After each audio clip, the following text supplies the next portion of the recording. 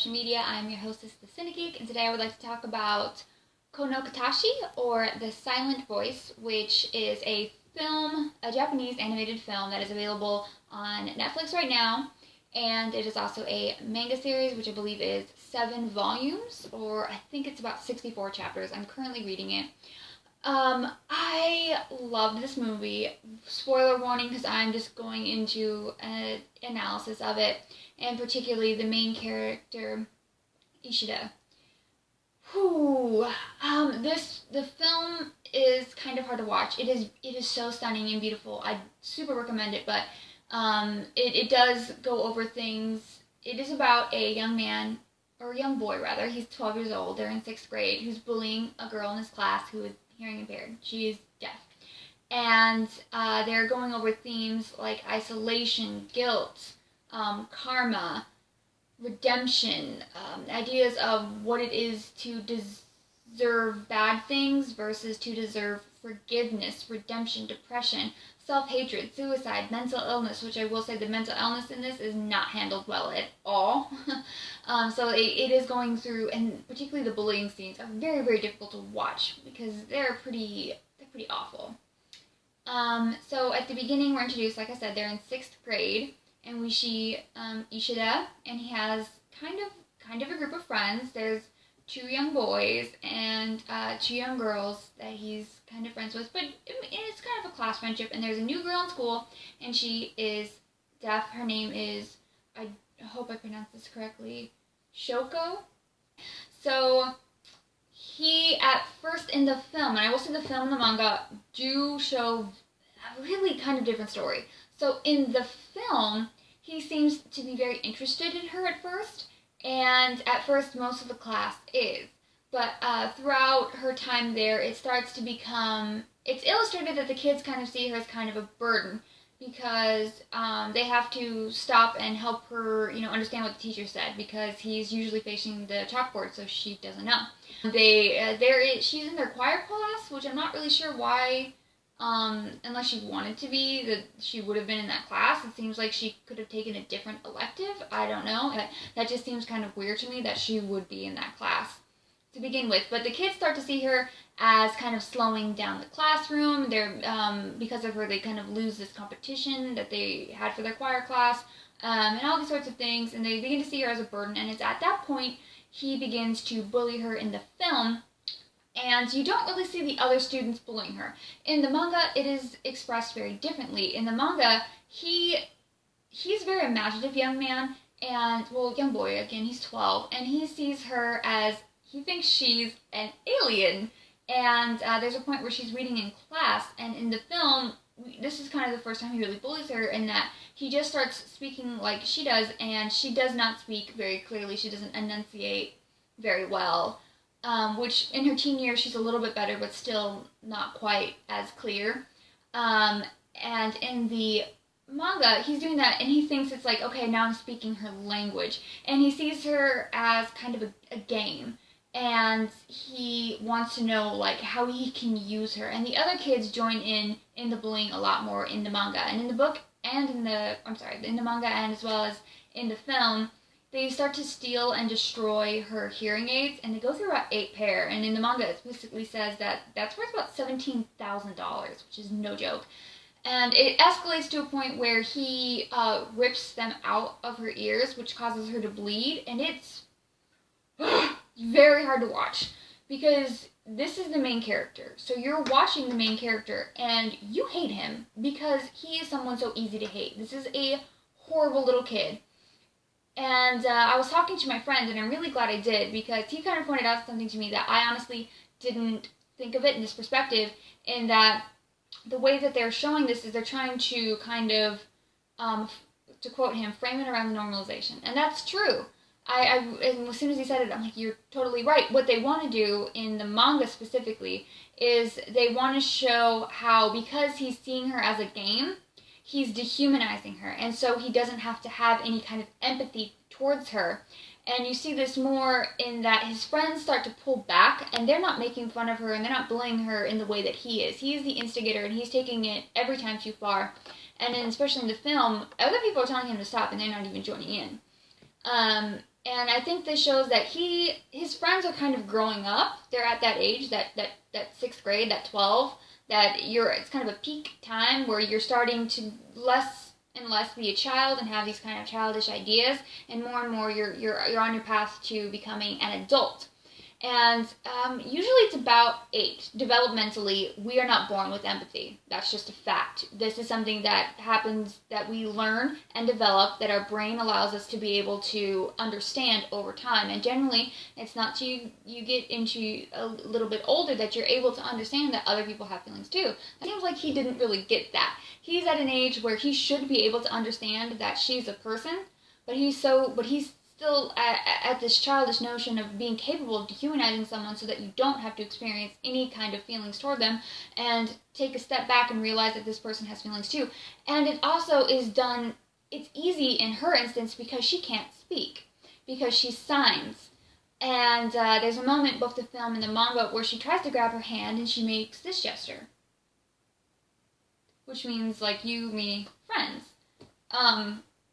And she goes to turn away, and she grabs his hand, and he freaks out. But in the manga, it's explained he's kind of questioning it, is why is she touching me? Does she want to shake hands? Does she want to hit me? Is she angry? Like, it almost comes off as he's, on the spectrum, like autism-wise, which he is not, but it kind of comes off like that. There's a lot about his body language where he's usually standing like this when talking to people, and he's like always, like, the way he makes gestures and his body language expresses someone who's not very good at socializing, and someone who's not necessarily very good with people, and that's definitely going to go into his teen years, which I will get into now. So the movie actually opens with him on a bridge ready to commit suicide. Which I think they probably should have saved, because then it cuts to flashbacks, and they're flashing back throughout him bullying the little girl, Tsuko, up until the point where she actually transfers schools, and her one friend was actually bullied, and she transferred as well. So they basically bullied these 2 poor girls into the point where they both transferred schools, which is pretty intense. Particularly in, Shoko's case. But he ends up getting in trouble, and then he starts pointing out that other people were bullying her too, because he doesn't want to take all the blame on himself, which that is a very realistic thing a kid would do. And everyone else said nope, it was just him, and they kind of threw him under the bus. He became the scapegoat, not scapegoat, and at that point, all of his friends start bullying him, and so the bully became the bullied, and that is very, very karmic. And you don't really feel bad for him, but then when you get to see him as a teenager, on a bridge, ready to kill himself, it's like, okay, this is actually, it's 5 years later, and he has just totally isolated himself. And when you go see him at school, he literally, I think the manga, and especially the film, did this really well. They had these big, bold blue X's across everyone's face. And it shows him constantly looking down, which was very much me in high school. I can relate. But he seems to have really serious social anxiety. In his mind, he is hearing people talking about him. Whenever he sees people with these blue X's, they are saying very negative things about him, which is a very classic sign of social anxiety, and is very extreme in his... it's very extreme for him. So you start to feel kind of bad for him, but then you have to understand that he, in theory, brought this on himself. And I'll get to that in a second. But he ends up going, and on the day that he's going to kill himself, meeting Shoko, and he intended to just give her back this journal that when they were in elementary school he had thrown in the river. But he ended up kind of asking her to be his friend, and she ends up kind of starting to become his friend. And that's where it gets to the more deep conversations that this story has to offer. So I would say Ishida is very self-centered. Yes, he was picked on and bullied, and he isolated himself, and that has caused very extreme social anxiety in his part, to the point where he is just mentally deteriorated to the point where he wants to end his life. but he is so self-centered, particularly in the manga. Oh man, in the manga, he is just, even as a teenager, he's still, he still has a lot of very hateful thoughts. He looks at people and he's very envious. He's very annoyed with people. He thinks very negative and mean things about them. But now, as an older person, he doesn't vocalize them. And I don't know, there is a difference between that, but it's still bad. You know what I mean? Whereas in the film, he's a very nice, sweet, and sincere teenager. And I like the way he's depicted in the film better. But he, at the end of the day, is suffering because of his own actions. It's karmic. He tortured this poor girl, and now he himself is tortured. And he's seeking redemption. But he doesn't see this as being self-serving. But at the end, he does obviously want to feel better. And there's this other girl he was friends with who was also, maybe not equally as mean to Shoku, but still really awful. And he ends up going to find her and kind of reintroduce them. And in the manga, it's playing better than it is in the film, where he wants to see her get redemption and to be forgiven because that means he can too. And he sees her forgiveness as his salvation. But she hasn't changed since childhood. She is horrible. I mean, I've never wanted a character to be hit by a bus more. She's just awful and violent and hateful and just a terrible human being. Whereas he has changed. But he doesn't feel like he deserves forgiveness. And it's what he wants. And there's a part where Shoko's sister says, and I want to quote, I'm going to paraphrase this, says, "You're using your guilt as a driving force, as a sense of purpose and responsibility." And that's very true. Because he's trying to, he just wants Shoko to be happy, and at the end he ends up saving her life. And there's this kind of conversation about, if you've done something horrible, really horrible, which he did, there's no arguing that. What he did as a child was awful. Do you deserve forgiveness later? And that's a question I think that he needs to answer himself. Like, can he forgive himself for what he did? And it's also the victim of the abuse needs to answer too. And I don't know. I think yes. At the end of the day, I don't think the victim is obligated to forgive anyone ever. No matter what the conversation is about what the person did. The person who's a victim of abuse never is obligated at any point. But it is kind of freeing to not have that hate for that person.